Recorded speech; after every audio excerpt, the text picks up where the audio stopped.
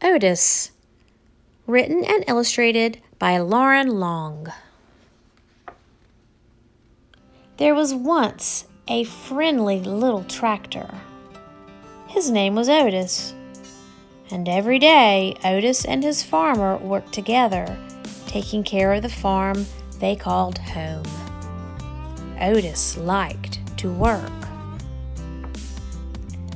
But after working hard all day, Otis was ready to unwind and play. He would ride the rolling hills and skirt Mud Pond down by the corn. He would leapfrog bales of hay and explode through the haystacks.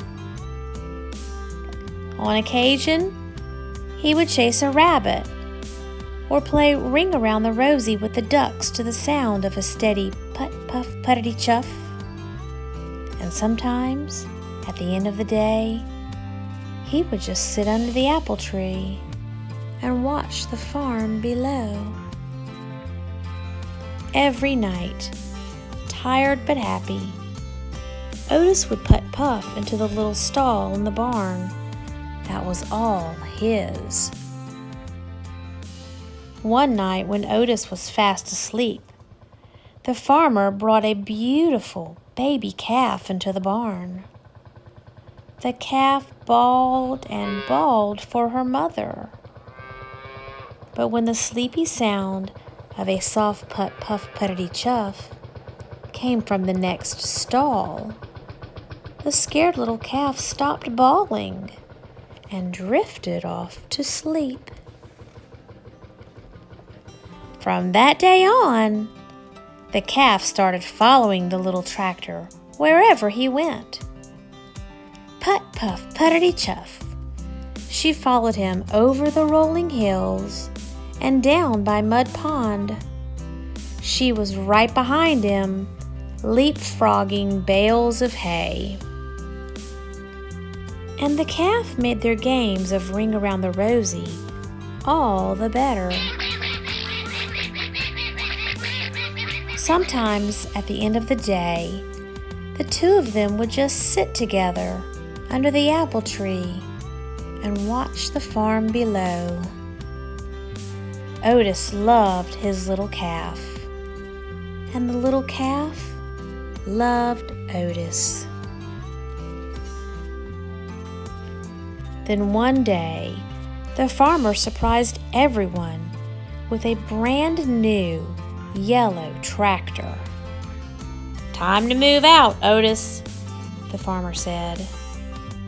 He took Otis out of the little stall in the barn that was all his and parked him back behind the barn. Then he backed the big yellow tractor into the stall next to the little calf. But the little calf didn't like the big yellow tractor. He had a deep, rumbling snore that shook the stall when he slept. There was no one to purr the little calf gently to sleep, no one to spend her days with. And Otis? Otis could not even see his farm, as the weeds began to cover his tires. His friend often sat with him, but she could not get him to play like the old days. It was early summer when the farmer discovered a poster. "Who has the prettiest calf in the land? Judges will decide at the county fair and award a fancy blue ribbon to the winner." The farmer knew the answer. He would show the little calf. But on the morning of the fair, the little calf was nowhere to be found. She had wandered down to Mud Pond by the cornfield to cool off. When she waded into the muddy water, her feet sank. With every step, she sank deeper and deeper and deeper. the little calf was stuck in Mud Pond. "Get the hands!" the farmer shouted when he saw her. All the farm hands came running with their ropes, but the more they tugged, the more stuck the calf got. "Get the big yellow tractor!" the farmer shouted. "He can save her." But the big tractor just scared the little calf. She sank in deeper and deeper. Nearby farmers began to gather. "Then call Fire Chief Douglas and the fire truck," the farmer shouted. "They can save our little calf." But the sight of the big red fire truck startled the little calf in even deeper. The farmer was fit to be tied. If the farmhands and the big tractor and even Fire Chief Douglas and his fire truck couldn't save the little calf, who could? Suddenly, the little calf's ears perked up.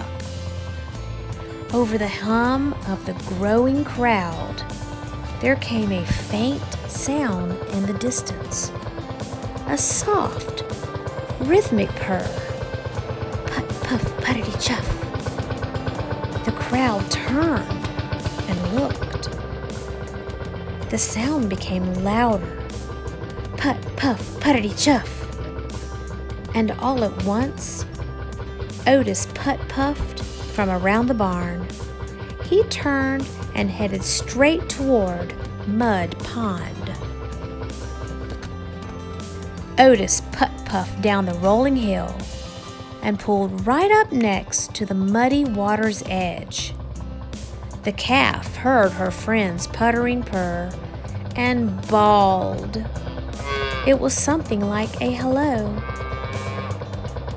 Then, to the sound of his gentle chuff and the amazement of all the people in the crowd, Otis slowly began to circle the pond. He circled and he circled, and the little calf turned and turned, never taking her eyes off of her friend. With each ring Otis made around Mud Pond, the muddy grip loosened until the calf was able to stumble out of the pond on her own. The two friends had found each other again.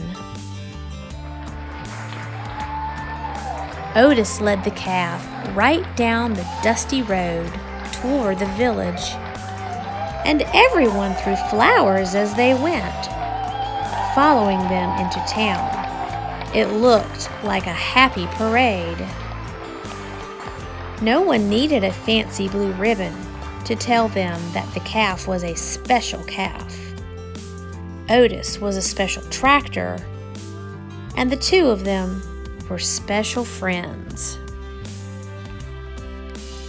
From that day on, the farmer discovered that with Otis's puttering purr beside the chicken coop, his chickens laid more eggs. At milking time, with Otis's gentle chuff nearby, his cows produced more milk. On occasion, Otis even got to join the farmer and the big yellow tractor out in the fields. But often, at the end of the day, Otis would just sit with his friend under the apple tree and watch the farm below. The end.